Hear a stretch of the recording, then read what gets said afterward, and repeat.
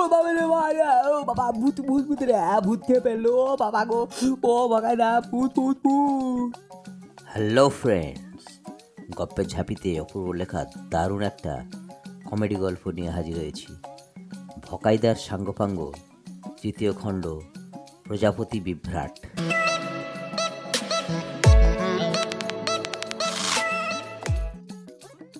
তাহলে শোনা যাক। ভকাই রাস্তা দিয়ে আপন খেয়ালে স্বরচিত কবিতা বলতে বলতে চলেছে। তুমি তো আমার কেউ নও, তবু কেন আমার দু চোখে তোমার ছায়া ঝরে নীরব নিস্তব্ধ হয়ে? আমার অশান্ত প্রাণে জাগে কামনার আঘ্রাণ, আমার মনে তোমার প্রতিচ্ছবি, বিচ্ছুরিত আলোর প্রতিবিম্ব। তোমার মধ্যে হারানো শৈশবের ব্যথার ফাগুন, অসময়ে ফুরিয়ে আসা বসন্তের আগুন। হঠাৎ একটা হাততালির শব্দ শুনে ভকায়ের কবিতার পিণ্ডি চটকে যায়। একটু এদিক ওদিক তাকিয়ে দেখে কে রে হাততালি বাজালো, ঠিক বুঝতে পারল না। ভালো করে এদিক ওদিক তাকিয়ে দেখে গাছপালা ঘেরা জঙ্গলটার মধ্যে কে যেন কি ধরছে। একটু ভালো করে এদিক ওদিক দেখে বলে, ও বিচ্ছু, রবিটা না? কি করছে রে ওখানে? ও বেটা মনে হয় কিছু একটা বদ মতলবেই আছে, কিছু একটা ঘটনা ঘটাচ্ছে, দেখতে হবে তো। কয়েকদিন আগে বেটা মনাদের ধানের গাদায় আগুন লাগিয়েছিল।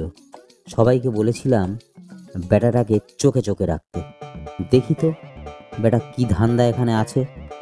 ভকাই ধীরে ধীরে জঙ্গলটার কাছে গিয়ে দেখে বেটা এক গাদা প্রজাপতি ধরেছে, ছোট্ট একটা নেট জালে ঢোকাচ্ছে। ভকাইকে দেখে চমকে পালিয়ে যাওয়ার মতলবে ছিল। ভকাই চট করে ওর হাতটা ধরে ফেলে। রবি বলে, ভকাইদা, ভকাইদা, আমার ছেড়ে দাও, আমার ছেড়ে দাও, আমি আর করবো না ভকাইদা। ভকাই বলে, কি করবি না? আর আমি প্রজাপতি ধরবো না ভকাইদা, আমার ছেড়ে দাও, ছেড়ে দাও। ধরবি না কেন? ধর, বেশি করে ধর, আমিও তো ধরবো তোর সাথে। ভকাই মনে মনে একটা মতলব খাটায়, বলে, এই এই এই এখানে বেশি প্রজাপতি নেই, চল অন্য জায়গায় যাই, সেখানে না অনেক প্রজাপতি আছে। রবি বলে, এই সত্যি ভকাইদা, সত্যি? হ্যাঁ রে, অনেক প্রজাপতি আছে, চল চল চল। তা চলো চলো চলো। রবির বয়স 11-12 বছর। গ্রামের সব থেকে দুরন্ত বাচ্চা। গ্রামের সবাই রবিকে নিয়ে আতঙ্কে থাকে। রবির বাবা মাও অতিষ্ঠ হয়ে উঠেছে এর জ্বালায়। এত বিচ্ছু ছেলে কেউ বাপের জন্মে দেখেনি। সেদিন মনাদের ধানের গাদে আগুন লাগিয়ে সবাইকে ডেকে বলে, কি সুন্দর খই ফুটছে, দেখে যা দেখে যা, কি সুন্দর খই ফুটছে। সেই থেকে সপ্তাহখানেক ও বাড়ি ছিল না। কোথায় যে পালিয়েছিল তা কে জানে। অনেকে বলে মাঠের শেষে একটা অর্জুন গাছ আছে, ওখানে নাকি রাত কাটাতো। দিনে বলো আর রাতে বলো কেউ যেত না, ভূতের ভয়ে। আর ও বেটা ওখানে নাকি রাত কাটাতো। ভকাই বলে, এই আজ আমরা প্রজাপতির ঝোল খাবো। রবি বলে, এই ভকাইদা, প্রজাপতির আবার ঝোল হয় নাকি? ভকাই বলে, কেন হবে না? তুই শুনিসনি চীনে আরশোলার ঝোল খায়? রবি কিছুক্ষণ মাথা চুলকে বলে, তা হ্যাঁ, বয়ে পড়েছি অবশ্য। হ্যাঁ, তা তুমি বলছো যখন তখন, তাই তো হবে। চল চল চল। মহা আনন্দের সঙ্গে ভকাইয়ের সাথে চলল। ভকাই বলে, এই প্রজাপতিগুলো ছেড়ে দে, আমরা অন্য প্রজাপতি ধরব, আরো সুন্দর মোটা সোটা, হেভি টেস্টি হবে। রবি অনিচ্ছা সত্ত্বেও প্রজাপতিগুলো ছেড়ে দিল। ছাড়া পেয়ে প্রাণোচ্ছল প্রজাপতিগুলো মহা আনন্দে এদিক ওদিক উঠতে থাকলো। কয়েকদিন আগে ভকাই রাস্তা চলতে চলতে একটা ছোট্ট তাল গাছের পাতার ফাঁকে ছোট্ট একটা বোলতার চাক দেখেছিল। চাকটা সবে তৈরি হচ্ছে, বেশি বোলতা নেই অবশ্য, মেরে কেটে 4-5টা হবে আর কি। ভকাই হাত বাড়িয়ে বলে, ওই দেখ ওই দেখ, কি সুন্দর প্রজাপতি, হলুদ হলুদ, তাড়াতাড়ি গিয়ে ধর ধর ধর ধর ধর, যা যা যা। রবি তো মহা আনন্দে কয়েকটা হাততালি দিয়ে ছুটে চলে যায় প্রজাপতি ধরতে। এই তালে ভকাই ঠিক করে হেসে কেটে পড়ে।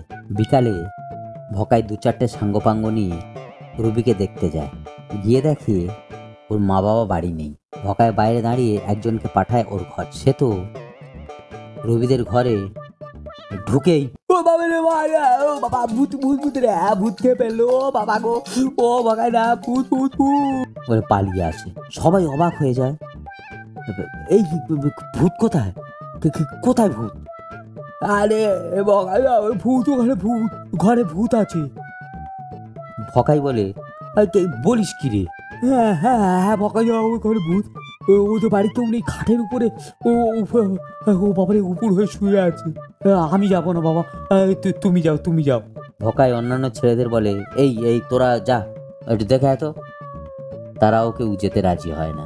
ভকাই শেষে ভয়ে ভয়ে এক পা করে ওদের ঘরের দিকে ঢুকে চমকে উঠে, আরে বাবা, এ কে রে?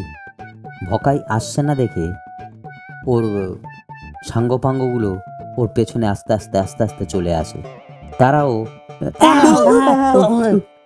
চিৎকার করে ওঠে। ভকাই আরো কাছে গিয়ে ভালো করে দেখে রবির সাদা ধপধপে শরীর, চোখ দুটো শুধু কালো কুতকুতে। ভকাই ঘরে ঢুকে রবিকে জিজ্ঞাসা করে, কিরে কি ব্যাপার, পাউডার মেখে শুয়ে আছিস কেন? রবি বেচারা ওর দিকে গুলি গুলি চোখে তাকিয়ে কথা বলতেও যেন তার কষ্ট হচ্ছে। বেচারা আধো আধো করে অনেক কষ্টে বলে, পাউডার নয়, এগুলো চুল। চুন মেখেছিস কেন? বাকি আছে। রবি জিজ্ঞাসা করে, কেন কেন কেন চুন মাখালো কেন? হলুদ পদা পাতে গেলাম, ধরতে গেছিলাম, তুমি তো বলনি পদা পাতে গেলাম খুব খাওয়ায়, যেমনি একটা প্রজাপতি ধরি, আমি সবাই মিলে আসছে কি খাবার।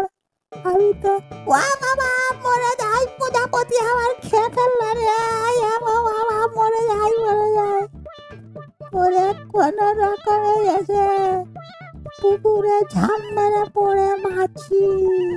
ভকায়ের আর বুঝতে বাকি রইল না। বেচারা রবির চোখ মুখ ফুলে ঢোল। এত বদমাস ছেলে একেবারে চুপসে গেছে। রবি বলে, আর কোনোদিন প্রজাপতি ধরবো না। ভকাই ভাবলো এভাবে একে ফেলে রাখলে বড় বিপদ হতে পারে। তাই সবাই মিলে ধরাধরি করে রবিকে গ্রামীণ হাসপাতালে ভর্তি করে। কয়েকদিন পর রবি সুস্থ হয়ে বাড়ি ফিরে সব বাচ্চাকে জ্ঞান দেয়। বলে, তোরা হলুদ প্রজাপতি আর কোনোদিন ধরবি না, ওরা খুব জোরে জোরে কামড়ায়, জানিস তো। গল্পটি যদি ভালো লাগে তবে নোটিফিকেশান বেলটি প্রেস করবেন পরবর্তী গল্পটি শোনার জন্য। আর লাইক অ্যান্ড সাবস্ক্রাইব তো অবশ্যই। Thank you.